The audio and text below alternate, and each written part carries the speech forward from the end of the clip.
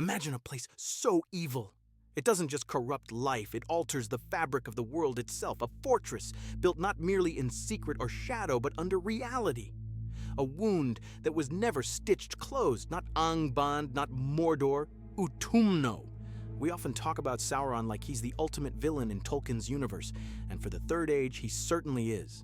But even Sauron, at his worst, was standing in the shadow of a deeper power, of Melkor, the original Dark Lord. And when Melkor dug Utumno into the roots of the earth, it wasn't just a military headquarters, it was a metaphysical act, a violation of Arda's very foundations. Today, I want to share a theory that turns our understanding of evil in Tolkien's world upside down, or more precisely, inside out. We're not just talking about Utumno as a historical site, we're talking about it as an open wound at the bottom of the world. Let's get into it. When Melkor, the original name of Morgoth, built Utumno, it wasn't just some dark castle or spooky cavern fortress. There's a line in the Silmarillion in the Ainulindala chapter that really gives it away. Now Melkor began the delving and building of a vast fortress, deep under earth, beneath dark mountains. That stronghold was named Utumno, and the blight of his hatred flowed out thence, and the spring of Arda was marred. Now think about that for a second. This is before orcs, before dragons, before Sauron was anything more than a middle manager. Melkor builds something deep under earth, and the blight of his hatred starts flowing outward. That's not a trickle.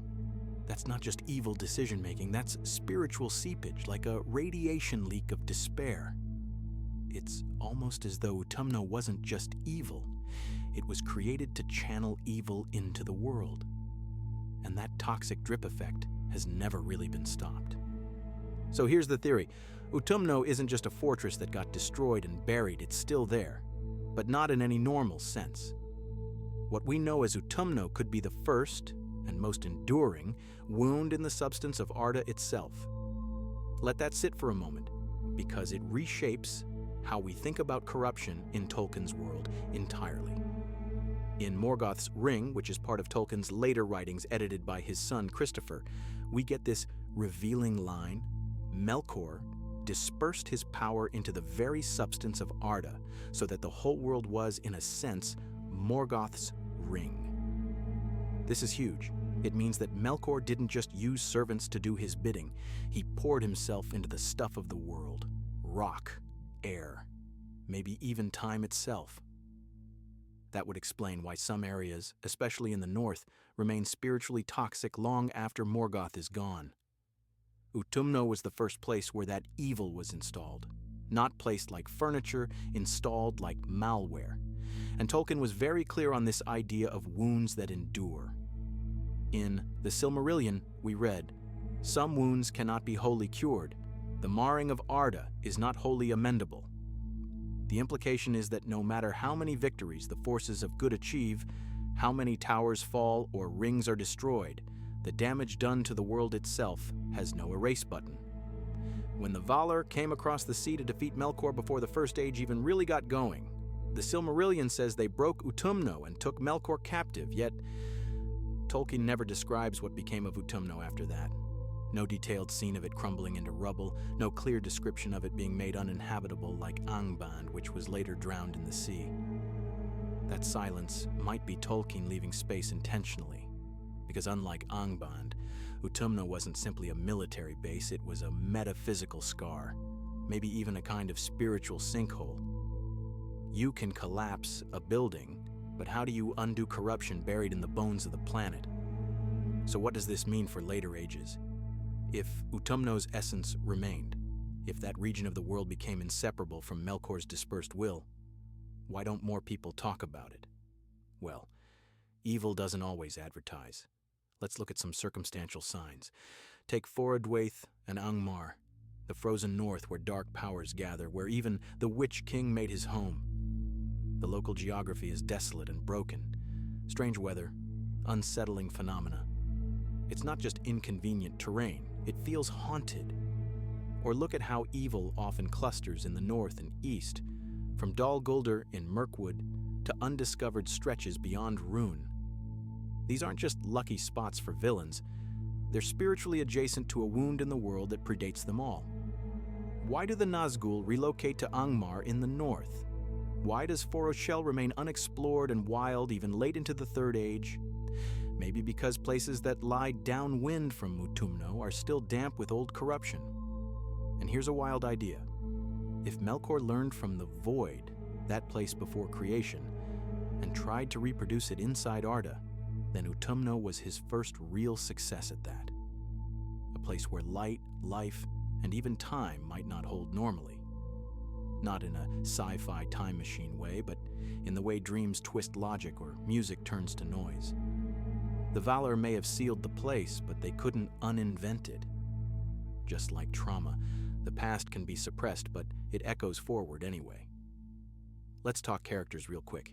Melkor's biggest character moment isn't in battle, it's in building Utumno. That's when we see what he really wants. Not just control, but to rewrite reality into his own broken image. Through Utumno, his will becomes spatialized, tangible. Utumno isn't his throne, it's his worldview encoded into architecture. Now flip it. Sauron?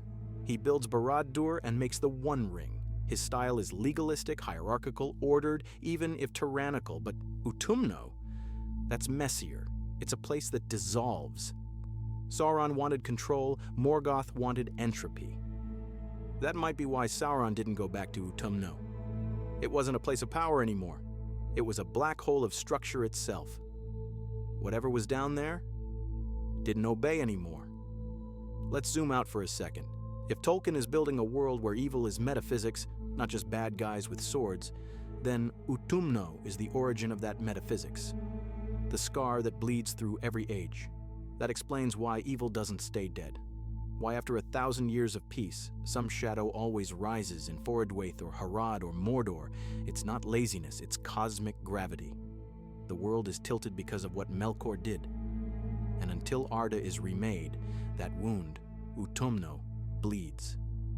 Now, to be fair, some of you might ask, if Utumno is so dangerous, why don't the wise, like Gandalf or Elrond, do something about it? But even Gandalf admits limitations.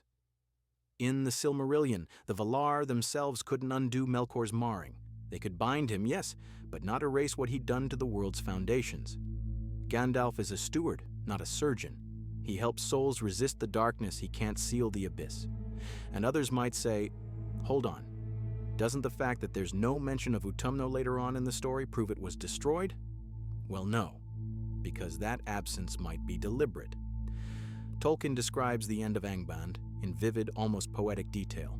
Mountains falling, oceans rushing in. But for Utumno, pretty much radio silence. That suggests something stranger. Maybe its destruction didn't work the way the Valar hoped. Maybe they don't talk about it, maybe they can't. So here's the big takeaway. Utumno wasn't just Morgoth's fortress, it was his thesis. His first and most complete experiment in corrupting the world, not just morally, but ontologically. It's the original wound, the bleeding place at the center of the world's brokenness. Even if it lies buried beneath stone and seasons and stories, it's still there, waiting. So every time someone says, why does evil always return? Well, maybe it never fully left. What's your take on Utumno as a living wound? Do you think it's still bleeding into Middle-earth? Or was it truly sealed forever? Drop your theories below. I read every single one, and the best ones just might inspire future videos. Until next time, may your journey through Middle-earth be filled with wonder and discovery. See you in the next video.